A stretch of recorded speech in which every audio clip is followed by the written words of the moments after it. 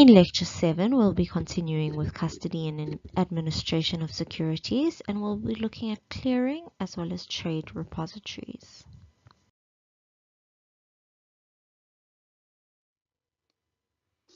The registrar then publishes a notice which is put in 2 local newspapers and the website, and there's certain things that the notice must contain.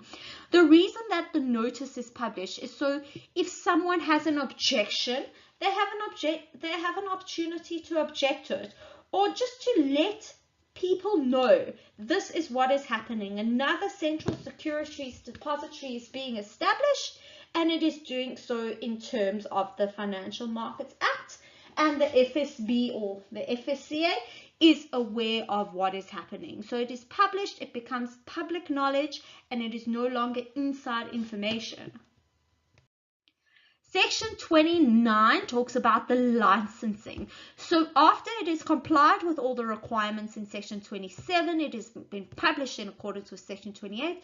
Section 29 says they will grant the license if the applicant complies and if there are no objections, and of course, very importantly, if the objects of the act will be furthered by granting such a license. So you don't want to grant a license just because.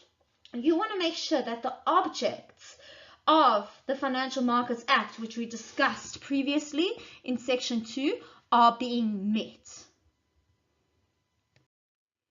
Section 29 says that the registrar can amend these terms and conditions. So when a CSD applies for a license, the registrar may amend it. Section 37 talks about the custody of the securities with the CSD and says when securities are deposited, the owner of that security is entitled to interest as a co-owner of all the securities of the same kind of the CSD, and the interest of a co-owner is calculated as a proportion of the nominal value. So why is it done that way? Let me explain.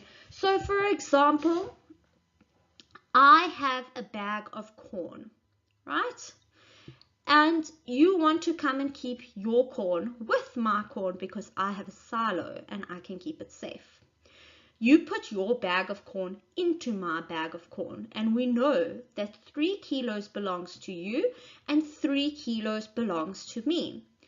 At the end of winter, when you no longer need my silo and I return your corn, will I be able to give you back that same 3 kilos of corn, those exact kernels of corn that you gave me?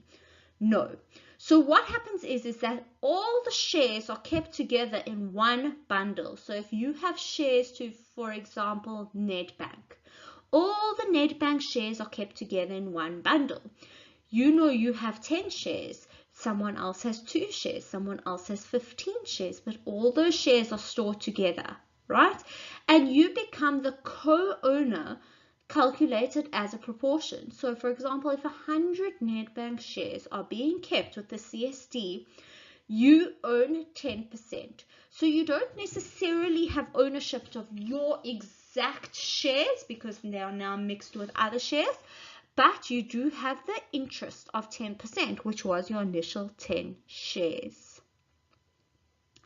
So the securities held need to be segregated and identifiable. So there needs to be a system where people know I hold 10% of this share, I hold 3% of these shares, etc., etc. So they update their register every time a deposit is made or a withdrawal or a sale is done.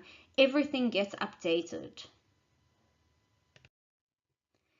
The duties and functions of the CSD in terms of Section 30.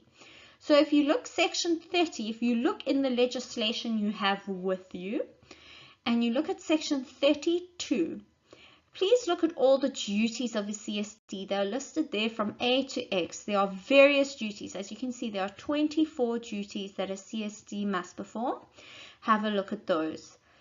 The registrar then can assume some of these duties. Before the registrar assumes responsibility of these duties, they need to inform the CSD and provide reasons why they are assuming the duties of the CSD. Duties and functions of a participant. Again, if you turn to section 32 of the regulation, you will see section 32.2. Please look at all those duties of the participant from A to R. And then when you look at clearing, what does a clearing house do? So if you go to section 50 of the Act, they conduct business in a fair and transparent manner. A licensed clearinghouse must perform the following duties from A to F. Have a look at those duties. And then if you look at an independent clearinghouse, a licensed independent clearinghouse, they have additional duties from A to K. So have a look at the duties of the CSD, the participant, and the clearinghouse in the legislation. The trade repository, again, the trade repository has duties in section 57.2. Please consider all those duties from A to G.